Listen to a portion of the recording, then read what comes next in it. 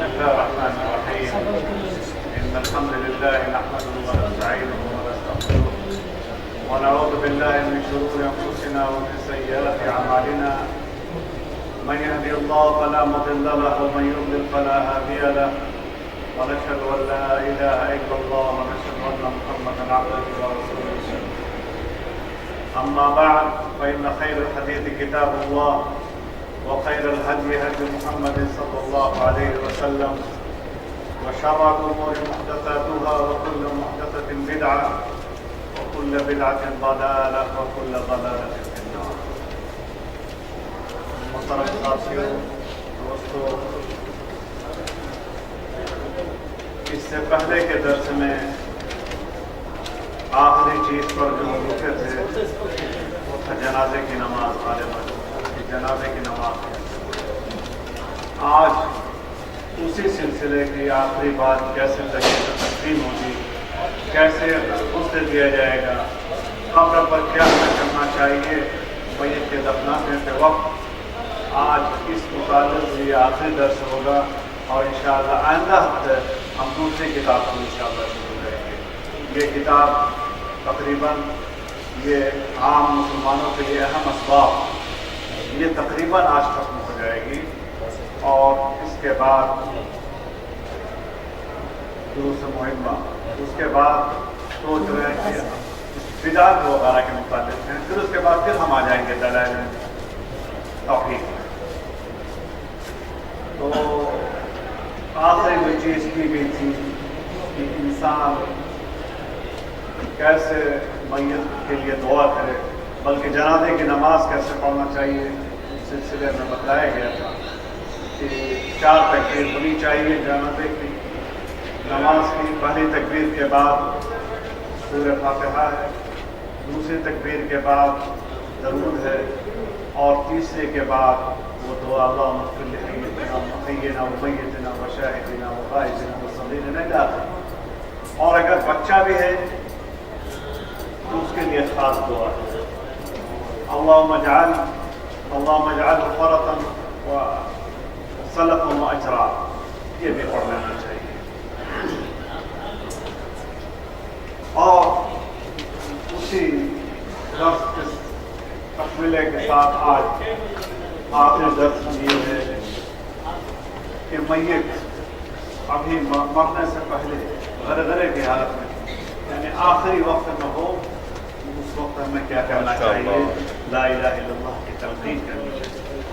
لقنوا موتاکم بلا الہ الا اللہ، یعنی کسی شخص پر موت کے آثار ظاہر ہو جائیں کہ اب یہ دنیا میں اس کا آخری وقت ہے، تو اسے لا الہ الا اللہ کی تلقین کرنی چاہیے. اس لیے کہ مسلم کی روایت ہے، نبی کریم صلی اللہ علیہ وسلم نے فرمایا لقنوا موتاکم لا الہ الا اللہ. اور ایک دوسری حدیث میں آتا ہے کہ من کان آخر کلامہ لا الہ الا اللہ دخل الجنہ، وہ جنت میں. تو ہماری آخری چیز جو دنیا میں ہونی چاہیے وہ لا الہ الا اللہ ہونی چاہیے، ہماری موت لا الہ الا اللہ. تو بہرحال ہمیں اپنے مدعے کی تنقید کرنی چاہیے، لا الہ الا اللہ کی تنقید کرنی چاہیے. اور جب یہ معلوم ہو جائے موت کے بعد اب یہ اس دنیا میں نہیں رہا بلکہ موت کا یقین ہو جائے، تو ہمیں چاہیے کہ مردے کے آنکھ بند کر دیں. عموماً کھلی رہتی ہیں تو اس کو دھیان دینا چاہیے، فلک کو نیچے کریں گے وہ بند. اس کے بعد تیسری چیز غسل. مسلمان میت کو غسل دینا واجب ہے. ہاں اگر جو جنگ میں شہید ہو اسے نہ تو غسل دیا جائے گا اور نہ اس پر جنازے کی نماز پڑھی جائے گی، بلکہ اسے انہی کپڑوں میں دفن کر دیا جائے گا. یہ حدیث میں آیا کیونکہ نبی کریم صلی اللہ علیہ وسلم نے شہداء احد کو، احد کی جنگ میں جو شہید ہوئے تھے، تو نہ ان کو غسل دیا اور نہ ان کو جنازے کی نماز. اس لیے کہ وہ اللہ کی راہ میں نکلے ہیں، اسلام کی سربلندی کے لیے نکلے ہیں. تو اللہ کے رسول نے جیسا کیا سنت ہے ویسے ہمیں بھی کرنا چاہیے. اور اگر وہ شہید نہیں ہے تو میت کو ہمیں غسل دینا چاہیے. کس طریقے سے غسل دینا چاہیے؟ آج تو جگہ جگہ مسئلہ موجود ہے وہاں غسل دیا جاتا ہے، بلکہ کچھ خاص لوگ وہاں معین بھی ہوتے ہیں کہ وہ غسل دینا چاہتے ہیں، پھر بھی ہم طریقہ آپ کے سامنے پیش کرتے ہیں الحمدللہ۔ یعنی یہاں ایک دو جگہ نہیں، دسیوں جگہ ایسی ہے کہ جہاں غسل کا انتظام ہے، وہاں کفن وغیرہ سب ہوتا ہے۔ میت کے غسل کا طریقہ یہ ہے کہ اس کی شرمگاہ ڈھانک دینی چاہیے، اس سے کپڑا اڑا دینا چاہیے، پھر میت کو تھوڑا اٹھایا جائے اور اس کا پیٹ آہستہ سے دبایا جائے تاکہ جو چیز پیٹ میں اندر ہو اس کو نکل جائے، اور اسے دینے والا اپنے ہاتھ یا اس کے ہاتھ میں کوئی کپڑا وغیرہ لپیٹ لے اور اس سے بدن صاف کرے، زیادہ بہتر ہے۔ پھر اسے نماز کی طرح وضو کرائے، اس کا سر اور داڑھی پانی اور بیری کے پتوں، ہمارے یہاں بھی بیری کے پتے کچھ ملتے ہیں یا کچھ اور بھی، اس میں یہ اس کو کیا کہتے ہیں، نیم کے پتے ہو یا اس کو کیا کہتے ہیں کہ جس کی مہک بہت تیز ہوتی ہے، پتے وغیرہ بھی لگا سکتے ہیں۔ تو بہرحال بیری کے پتوں یا اسی قسم کی کوئی چیز بھی ہو اس سے دھونا چاہیے، پھر اس کے داہنے پہلو کو دھوئے، بائیں کو دھوئے، ایک بار دو بار، پھر ہر دفعہ پیٹ صاف کرے، شاید کوئی چیز باقی رہ گئی ہو تو نکل جائے، اور اگر نکلنا بننا ہو تو اس وہاں کوئی روئی رکھے یا آج کے دن پلاسٹر وغیرہ ہے اس کو استعمال کر سکتے ہیں۔ پھر میت کو دوبارہ غسل کریں، بلکہ 3 بار بھی صفائی نہ ہو سکے 3 بار بھی کر دیں، 5 بار یا 7 بار بھی کر سکتے ہیں، اور سجدوں کی جگہ اور جوڑوں کی جگہ جوڑ ہوتے ہیں اس سے خوشبو لگانا چاہیے۔ اگر موچ یا ناخن بڑے ہوں تو انہیں کاٹ دیا جائے، یا اگر چھوڑ دیا جائے تو کوئی حرج نہیں ہے، البتہ بالوں میں کنگھی نہ کی جائے گی، زیر ناف کے بال نہ اڑے جائیں گے، اور نہ ہی ختنہ اگر مختون نہ ہو تو ختنہ بھی نہیں کرنا چاہیے، اس لیے کہ اس کی کوئی دلیل حدیثوں میں نہیں ملتی۔ تو یہ تو غسل کا طریقہ۔ پھر کفنانا چاہیے، عورت کو کتنے کپڑے میں کفنانا چاہیے، مردوں کو کتنے کپڑے میں، بچوں کو کتنے کپڑے میں۔ سب سے افضل یہ ہے کہ میت کو 3 کپڑوں میں کفنایا جائے گا، جس میں ایک قمیص ہوگی اور ایک تہبند اور ایک چادر۔ یہ ہے مردوں۔ عورت کا 5 ہو جائے گا، ایک چیز کیا بڑھے گی، ایک تو دوپٹہ بڑھے گا، اور مرد کی ایک چادر ہوتی ہے، ان کی 2 چادر، مرنے کے بعد بھی ان کا پردہ کا اہتمام زیادہ ہے۔ اور چھوٹا بچہ ہو تو اسے 1 سے 3 تک کفن دیا جائے گا، چھوٹی بچی کو 1 سے 2 چادروں میں کفنایا جائے گا، یعنی ایک چادر اگر ان کے لپیٹ دیں تب بھی کافی ہے، مگر 2 کر دیں تو کوئی حرج نہیں ہے۔ جیسے کفن میں واجب صرف ایک کپڑا جو جسم کو ڈھانپ لے۔ اب شہید کی بات تو ہو گئی تھی، اگر کوئی حالت احرام میں کسی کا انتقال ہو گیا ہو، حج کرنے نکلا ہو، راستے میں اس کا انتقال ہو گیا ہے، تو کہتے ہیں حالت احرام میں تو اسے بیری کے پانی سے غسل دیا جائے گا اور اسے اسی تہبند اور چادر میں کفنایا جائے گا، البتہ اس کا سر اور چہرہ نہیں ڈھانکا جائے گا، اس لیے کہ احرام کی حالت میں سر اور چہرہ ڈھانکا نہیں جائے گا، اللہ خوشبو لگائی جائے گی، اس لیے کہ قیامت کے دن جب اللہ تعالیٰ اسے اٹھائے گا تو تلبیہ پکارتا ہے، تلبیہ پکارتے ہوئے اٹھے گا، جیسا کہ نبی کریم صلی اللہ علیہ وسلم کی صحیح حدیث سے ثابت ہے۔ اسی طرح اگر حالت احرام میں مرنے والی عورت ہو تو دیگر عورتوں کی طرح کفنائی جائے گی، مگر اسے خوشبو نہیں لگائی جائے گی، نہ اس کے چہرے پر نقاب ہوگا، نقاب حالت احرام میں جائز نہیں ہے، اسی طرح سے دستانہ وغیرہ پہنانا یہ بھی جائز نہیں ہے، تو مرنے کے بعد اس سے نقاب نہیں اڑایا جائے گا، نہ ہاتھوں میں کوئی دستانہ ہے، بلکہ اس کے چہرے اور ہاتھ کو کفن سے ڈھانک دیا جائے گا، جو چادر ہوتی ہے اس سے ڈھانک دیا جائے گا، اس لیے کہ اس کو حالت احرام نہ سمجھا جائے گا۔ تو یہ ہے غسل کا طریقہ۔ اب نماز جنازہ، اس کی دعا تو اس سے پہلے گزر چکی ہے گزشتہ درس میں۔ میت کے غسل دینے اور اس پر نماز پڑھنے اور اسے دفن کرنے کا سب سے زیادہ حق اس کو ہے اس کے اہل و قریب، جو شخص کے سب سے زیادہ قریب یا اس نے جس سے وصیت کی۔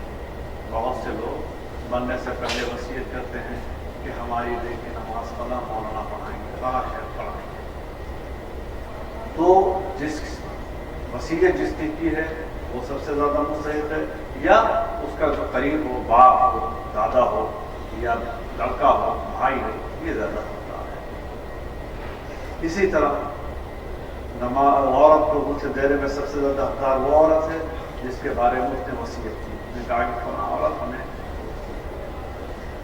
یا اگر وہ وصیت نہیں کی ہے تو اس کا سب سے زیادہ قریب ماں ہے، دادی ہے، رشتہ دار ہے، جو سب سے زیادہ قریب ہے وہ۔ میاں بیوی میں سے ہر ایک کو دوسرے کو غسل دینے کا حق ہے۔ شوہر مر جائے تو بیوی کو غسل دے سکتی ہے، بیوی کا انتقال ہو تو شوہر، بھائی جو زندگی بھر ساتھ رہا ہے، مرنے کے بعد کیسے وہ اجنبی ہو جائے گا؟ کسی اور دوسرے مذاہب میں یہ ہے کہ مرنے کے بعد عورت اسے نہیں دے سکتی۔ چنانچہ ابو بکر رضی اللہ عنہ کی بیوی نے غسل دیا، حضرت علی رضی اللہ عنہ اپنی بیوی فاطمہ کو۔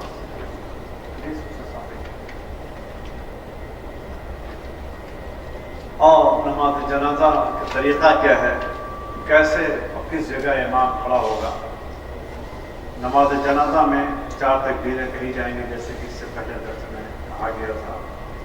پہلی تکبیر کے بعد سورہ فاتحہ، اور اس کے ساتھ کوئی اور چھوٹی سورہ اگر موقع ہے تو پڑھ لیں، یا 2 آیت پڑھ لیں تو بہتر ہے۔ اور دوسری تکبیر کہہ کر نبی کریم صلی اللہ علیہ وسلم پر درود پڑھیں، جس طریقے سے نماز میں ہم درود پڑھتے ہیں، اللہم صلی علی محمد وعلی آل محمد الی آخر۔ پھر تیسری تکبیر کر کے میں نے کہا تھا کہ وہ دعا آپ سب کو یاد ہوگی، اللہم اغفر لحینا ومیتنا وشاہدنا وغائبنا وصغیرنا الی آخر۔ اور اگر اس کے ساتھ کوئی بچہ ہے تو اس کے لیے بھی میں نے کہا تھا کہ اللہم اجعلہ فرطا وذخرا، یہ دعا پڑھ لیں۔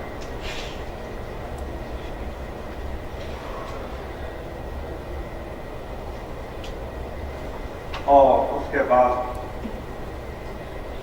امام کی جگہ کھڑا ہوگا۔ امام مرد اگر جسہ اور مرد میت ہو تو اس کے سر کے مقابل میں، یعنی یہاں ایک وہاں یہ مردہ ہے تو سر کے مقابل میں کھڑا ہوگا، اور اگر عورت ہے تو اس کے کمر کے مقابل میں، بیچ میں کھڑا ہوگا۔ امام مرد کے سر کے مقابل، عورت کے جنازے کے بیچ میں کھڑا ہوگا۔ اور اگر کئی جنازے جمع ہوں تو مرد کا جنازہ امام کے قریب ہوگا، پھر بچے کا ہوگا، پھر عورت کا ہوگا۔ اور تدفین کا طریقہ یہ بھی آپ لوگ جانتے ہوں گے، اکثر و بیشتر آپ کو کبھی گئے ہوں گے دفنانے وغیرہ، تو آدمی کی کمر تک قبر کی گہرائی ہونی چاہیے، قبلے کی طرف اس کی لحد، قبر 2 طرح کی ہوتی ہے، ایک لحد بغلی ہوتی ہے اور ایک نالی کی طرح ہوتی ہے، تو بغلی قبلے کی طرف ہونا چاہیے، اور قبر میں اس کو داہنے پہن پر لٹانا چاہیے۔ سب جو وہاں لوگ ہوتے ہیں ان کو سب ٹریننگ دی جاتی ہے کہ کیسے میت کو ڈالا جائے اور کیسے ان کا چہرہ اس طرف کیا جائے۔ اور اس کے بعد بغلی قبر ہوتی ہے تو اس میں پتھر رکھ دیتے ہیں یا کبھی لکڑی رکھ دیتے ہیں تاکہ اس کے بعد اس میں کوئی مٹی وغیرہ نہ جائے۔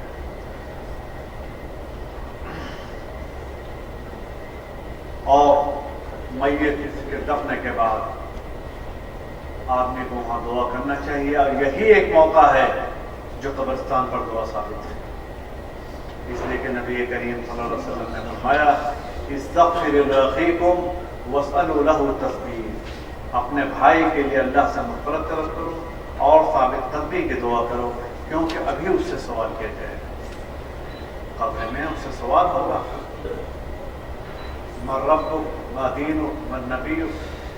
اس سلسلے میں ایک لمبی حدیث انشاءاللہ کسی موقع سے، مومن کی روح کیسے نکلتی ہے، ایک کافر کی روح کیسے نکلتی ہے، کیسے مومن کی روح کی تکریم کی جاتی ہے، کیسے اس سے سلوک کیا جاتا ہے، کافر کی روح کس طریقے سے نکلتی ہے، اور کیا ان کی ان کے ساتھ سلوک ہوتا ہے. یہ کسی دوسرے درس میں انشاءاللہ بیان کیا جائے گا. اور اگر کوئی شخص کسی کا قریب مر گیا ہو، وہ جنازے میں نہیں شریک ہو سکتا ہے، تو جنازے غائبانہ پڑھ سکتا ہے، کوئی بات نہیں. اللہ کے رسول نے پڑھا ہے. وہاں حبشہ میں ملک حبشہ کا انتقال ہوا تھا، تو آپ نے یہاں نماز جنازہ پڑھی. اور انہیں میں سے ایک چیز کی طرف ہم اشارہ کر رہے ہیں کہ اہل میت کے لیے جائز نہیں ہے کہ ان لوگوں کے لیے کھانا بنائے، بلکہ اس دن اہل میت تو بھی مشغول ہیں اپنے میت کے دفنانے میں کھانے میں، اس لیے دوسرے لوگوں کو چاہیے کہ ان کے لیے کھانے جو قریب ہوں ایک دو کھانا بھیج دیں. اور بہت سے لوگ اللہ کے نبی نے کہا کہ آل جعفر کے جب انتقال ہوا ان کے کہا تھا اس نولے آل جعفر طعام، ان کے لیے کھانا بناؤ، اس لیے تو مشغول ہے. بہت سے لوگ یہاں 40 بناتے ہیں، 40 دن پر کھانا بناتے ہیں، لوگوں کو دعوت دیتے ہیں. یا سال بھر ہو جاتا ہے تو اس کو کیا کہتے ہیں؟ برسی کہتے ہیں. یہ سب چیز حدیث سے ثابت نہیں ہے، قرآن ثابت نہیں. بلکہ بعض صحابی کہتے ہیں کہ کننا نعد الاجتماع علی المیت وصنعۃ الطعام بعد الدفن من النیاحہ، یعنی میت کے گھر میں جمع ہونا اور کھانا تیار کرنا یہ ایک نوحہ کی قسم ہے، اور نوحہ حرام ہے. نوحہ حرام ہے، کسی کے لیے جائز نہیں ہے کہ 3 دن سے زیادہ سو پائے. ہاں اگر بیوی ہے تو وہ اپنے شوہر کے انتقال پر سو پا سکتے. کتنے دن؟ 4 مہینہ 10 دن. 4 مہینہ 10 دن. اس لیے کہ شوہر کا بہت بڑا حق ہے، اسی حق کا لحاظ کرتے ہوئے عورت 4 مہینہ 10 دن محتاط نہ رہے. اس لیے کہ نبی کریم صلی اللہ علیہ وسلم نے فرمایا اگر ہم سجدہ کی اجازت کسی کو دیتے یا جائز ہوتا تو ہم بیوی سے یہ کہتے کہ شوہر کا سجدہ، مگر سجدہ جائز نہیں. اگر ہوتا تو مگر جائز نہیں قرار دیا، بلکہ سجدہ کس کے لیے ہے؟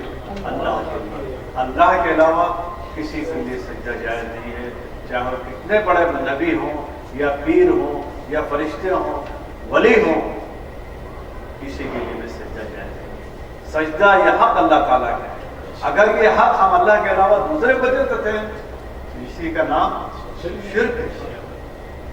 اسی لیے میں نے بار بار شروع میں کہا تھا کہ توحید کو جاننے کے لیے شرک بھی جاننا ضروری ہے.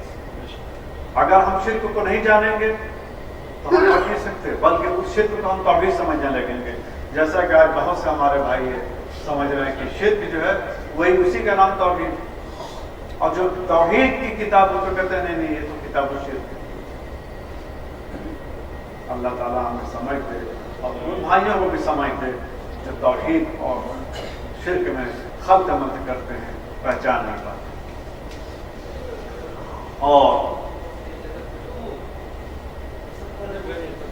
اب یہ آیا کہ ہم دفنانے کے بعد اس کے بعد قبر کی زیارت کریں کہ نہیں.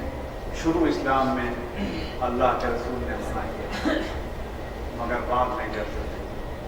چنانچہ حدیث میں آتا ہے کنت نہیتکم عن زیارت القبور فزوروها، میں نے منع کیا تھا قبر کی زیارت مگر اب اس کی زیارت کا اصل مقصد کیا ہے؟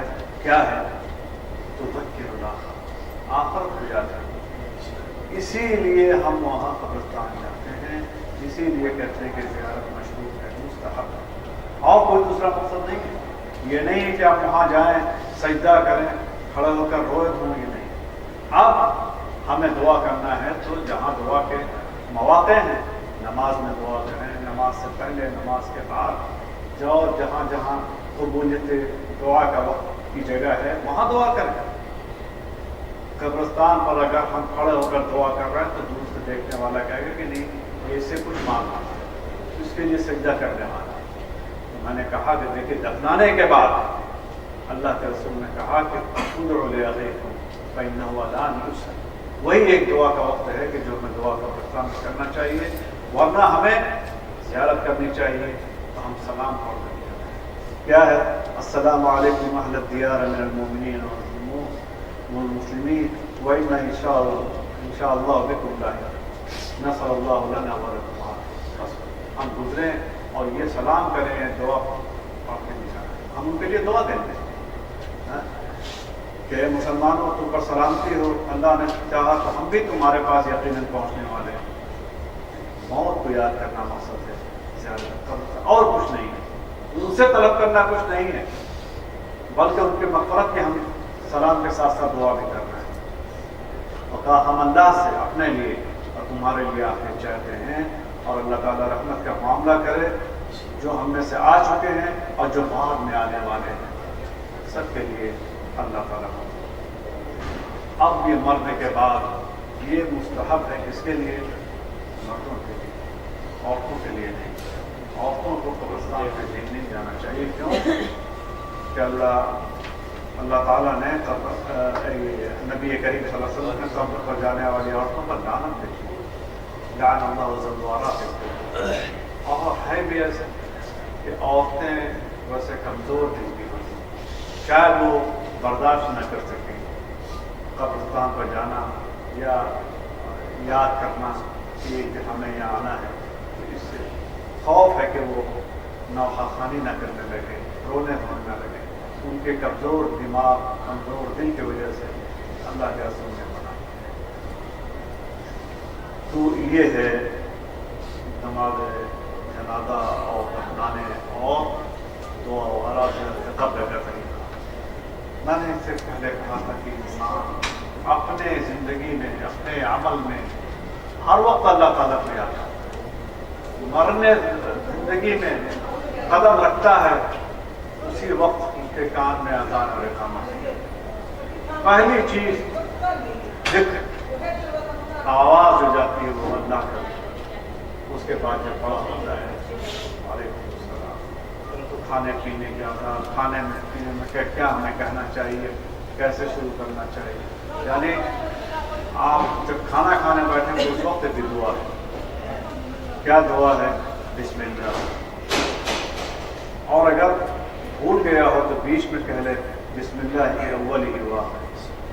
یعنی اللہ کا نام لے کر کھانا چاہیے, اس میں برکت ہوگی. تو یہ تو دعا کھانے سے پہلے کی, اور کھانا کھانے کے بعد کی بھی دعا کیا ہے؟ الحمدللہ الذی اطعمنی ورزقنی من غیر حول منی ولا. یہ ہمیں جو بچپنے سے یاد اللہ اطعمنا وسقانا وجعلنا من المسلمین, جو بھی دعا یاد ہو, یعنی اللہ کا ذکر ہونا چاہیے کھانے سے پہلے بھی, کھانے کے بعد. یعنی ہر چیز میں اللہ کو یاد کرنا چاہیے. حتیٰ کہ آدمی اگر اپنی بیوی کے پاس بھی جاتا ہے تو اس میں بھی اللہم جنبنا الشیطان وجنب الشیطان ما رزقتنا.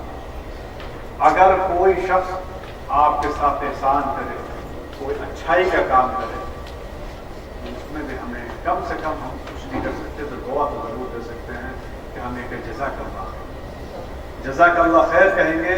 یہ بہت بڑی دعا, اس نے احسان کیا, ہم کچھ نہ کر سکے, کم سے کم اس کا شکریہ تو ادا کرتے ہیں, شکریہ ادا کرنا چاہیے. اسی طریقے سے انسان کہیں سفر کر رہا ہے یا سفر سے پہلے اپنے ہی شہر میں سواری پر بیٹھ رہا ہے, تو سواری پر بھی بیٹھتے ہوئے دعا مانگنی چاہیے. سبحان الذی سخر لنا هذا وما كنا له مقرنين وإنا إلى ربنا لمنقلبون. یہ بہرحال یہ دعا مانگنی چاہیے.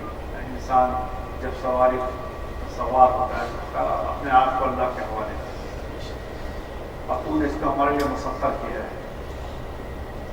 اور انسان اگر سفر کرتا ہے, سفر میں نکلتا ہے, تو دعائے رکوع کے ساتھ ساتھ سفر کی بھی ایک دعا ہے, وہ تو پڑھنا چاہیے سبحان الذی سخر لنا هذا إلى آخره.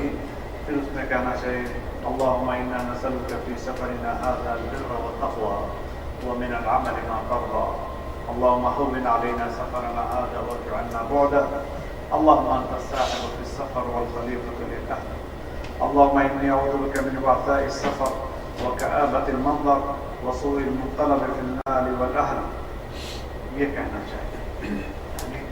اس میں ہم یہ طلب کریں کہ پروردگار ہمارے سفر میں تقوی ہمیں عطا کر، نیکی عطا کر اور ایسے عمل کی توفیق دے جس سے تو آسان اور ہمارے سفر کو تو آسان کر اور آسانی سے ہم مسافت کو طے کر لیں۔ تو ہی سفر میں بھی ہمارا ساتھ ہے، حضر میں بھی ساتھ ہے، اور تو ہی ہمارے عیال کا خلیفہ ہے جو وہ چھوڑ کے سفر کرتا ہے، کہتا ہے کہ تو ہی وہ خلیفہ ہے۔ اور انی اعوذ بک من وعثاء السفر وکآبۃ المنظر وسوء المنقلب، یعنی اس کے بعد یہ بھی دعا کرتا ہے کہ پروردگار سفر کو آسان کر، اس میں کوئی پریشانی نہ ہو اور کوئی ایسی چیز نہ دیکھنے میں آئے گی جس کو ہم نہ دیکھنا چاہیں، جس کو پسند نہ کرتے ہوں۔ اور جب سفر سے اپنے گھر پہ لوٹیں تو اس وقت پہ یہ دعا، رکوع اور سفر کی دعا، اس کے ساتھ ساتھ یہ بھی کہنا چاہیے آئبون تائبون عابدون لربنا حامدون۔ یعنی سوچئے کہ ایک ایک چیز کے لیے ہماری شریعت نے ہمیں یہ دعا سکھائی۔ یہ دعائیں آپ کو کسی دین میں، کسی شریعت میں نہیں ملیں۔ حتیٰ کہ انسان اگر بازار میں جائے ضرورت کے لیے، یہ بھی نہیں کہ ہاں ہفتہ ہوا کلتا ہوا جائے اور شور ہو جاتا، نہیں، سوق میں داخل ہو تو اس کی لا الہ الا اللہ وحدہ لا شریک لہ لہ الملک ولہ الحمد یحیی ویمیت وہو حی لا یموت بیدہ الخیر وہو علی کل شیء قدیر۔ لوگ جب بازار میں جاتے ہیں تو دعا کیا وہ سمجھتے ہیں کہ ہم آگے کسی دنیاوی امور وہاں جو چاہتے ہیں، ہماری شریعت نے سکھایا کہ وہاں بھی ہم جائیں تو ہماری زبان اللہ کے ذکر سے تر ہونا چاہیے۔ اللہ اکبر۔ اور اسی طریقے سے آپ یہاں موقع ملتا ہے حج وغیرہ کا، عمرہ کا، عمرے میں بھی آپ جب طواف کرتے ہیں، طواف کی کوئی خاص دعا تو نہیں ہے مگر رکن یمانی سے حجر اسود تک ربنا آتنا یہ پڑھ، اور جو دعا آپ کو یاد ہو وہ پڑھ سکتے ہیں، اس میں کوئی خاص دعا نہیں ہے۔ بلکہ بعض لوگ آتے ہیں تو کتاب کے ہاتھ میں ہوتی ہے، شوط اول کی دعا یہ ہے، پہلے چکر، دوسرے چکر کی دعا یہ ہے، اسی طریقے سے ساتوں چکر کی وہ الگ الگ دعا لے کے آتے ہیں۔ حدیثوں سے کوئی ثبوت نہیں ہے کہ یہ دعا ان چکروں کے لیے خاص ہے۔ جو دعا آپ کو یاد ہو، جو حدیثوں میں آیا ہے کہ رکن یمانی تک ربنا آتنا پڑھنا ہے، بس ہمیں حدیث کے مطابق ہمارا عمرہ ہونا چاہیے، حدیث کے مطابق ہمارا حج ہونا چاہیے۔ لیکن نبی کریم صلی اللہ علیہ وسلم ہمارے لیے یہ قرآن و سنت چھوڑ کر گئے، مرتے وقت کہہ گئے ترکت فیکم امرین لن تضلوا ما ان تمسکتم بعدی کتاب اللہ و سنتی، کہ ہم دو چیز چھوڑ جا رہے ہیں، اگر تم ان دونوں کو مضبوطی سے پکڑے رہو گے کبھی گمراہ نہیں ہوگے۔ وہ دو چیز کیا ہے؟ ایک اللہ کی کتاب اور دوسرے نبی کریم کی حدیث سنت۔ تو ہمارا ہر عمل کتاب و سنت کے مطابق ہونا چاہیے۔ اسی طریقے سے آپ طواف کے بعد صفا مروہ کی طرف جاتے ہیں تو صفا پہ بھی چڑھتے ہیں تو وہ دعا وہاں بھی پڑھتے ہیں، ان الصفا والمروہ من شعائر اللہ، پھر کہتے ہیں ابدؤ بما بدا اللہ، پھر چڑھتے ہیں اور چڑھ کر کیا دعا پڑھتے ہیں؟ لا الہ الا اللہ وحدہ لا شریک لہ لہ الملک ولہ الحمد وهو على كل شيء قدیر، لا الہ الا اللہ وحدہ انجز وعدہ ونصر عبدہ وہزم الاحزاب وحدہ۔ 3 مرتبہ پڑھتے ہیں، پھر اس کے بعد پھر مروہ وہاں بھی پڑھتے ہیں۔ اسی طریقے سے اور یہ بات بھی ہے کہ صفا اور مروہ کے درمیان میں کوئی خاص دعا نہیں۔ حاجی لوگ کتاب لے آتے ہیں، وہاں بھی ایک خاص دعا ہے۔ میلین افضلین کے درمیان ہے رب اغفر وارحم وانت الاعز الاکرم، اور کچھ کوئی دعا خاص نہیں ہے۔ پتہ نہیں یہ لوگ کہاں سے یہ سب خاص دعا کر لیتے ہیں، حدیثوں سے اس کا کوئی ثبوت نہیں۔ اور اس کے بعد اگر آپ حج کے لیے نکلتے ہیں تو یوم عرفہ کی دعا ہے، مشعر حرام پہ آتے ہیں تو وہاں بھی دعا ہے، کنکری مارتے ہیں وہاں بھی دعا ہے. اللہ اکبر کر کے کنکری ماری اور اس کے بعد وہاں سے ہٹ کر آپ دعا کیجیے. یوم عرفہ کی بھی بہت ساری دعائیں ثابت ہیں، مگر وہ دعا کہ جس کو نبی کریم صلی اللہ علیہ وسلم نے مانگا اور ان سے پہلے نبیوں نے، وہ کیا ہے؟ لا الہ الا اللہ وحدہ لا شریک لہ لہ الملک وله الحمد وهو على كل شيء قدیر. اس دعا کو نبی کریم صلی اللہ علیہ وسلم نے فرمایا خیر الدعاء دعاء یوم عرفہ وخیر ما قلت انا والنبیون ما قبلی. تو اس کو نبی کریم صلی اللہ علیہ وسلم نے مانگا، اس سے پہلے کے انبیاء نے. تو بہرحال ہمارا وقت جو ہے ہم اپنے کام میں بھی رہیں مگر دعا بھی کرتے ہیں. ہم ہر کام اپنے کریں بسم اللہ کہتے ہیں، اور انسان کام کرتے وقت بھی اللہ کو یاد کرتا ہے. آپ کا مہم کچھ بھی ہو، اپنے عمل میں ہو، تجارت میں ہو، دکان میں ہو، اللہ کو بھی یاد کریں اور اخلاص سے اپنے عمل کو بھی یاد کریں، کام کو بھی کریں. انسان اگر اپنے کام کو اخلاص کے ساتھ کرے تو وہ عبادت شمار کرے، اور اگر کوئی شخص عبادت کو بوجھ سمجھ کے کرتا ہے تو وہ عبادت نہیں باقی رہتی، بلکہ وہ ایک عادت ہے کہ ہاں یہ عادت یہ کرنا چاہتا ہے، اپنے عادت کے مطابق یہ کام کرتا ہے. تو اسی لیے ہمیں اللہ تعالیٰ سے دعا کرنا چاہیے کہ اللہ تعالیٰ ہمیں اخلاص عطا کرے، اخلاص عطا کرے. تو یہ کتاب جو آج ہم نے مکمل کی ہے، یہ دروس المہمہ لعامۃ الامہ. یہ کتاب پہلی ہے کتاب جو ختم ہم نے کی ہے. انشاءاللہ کون سی کتابیں اور تھیں؟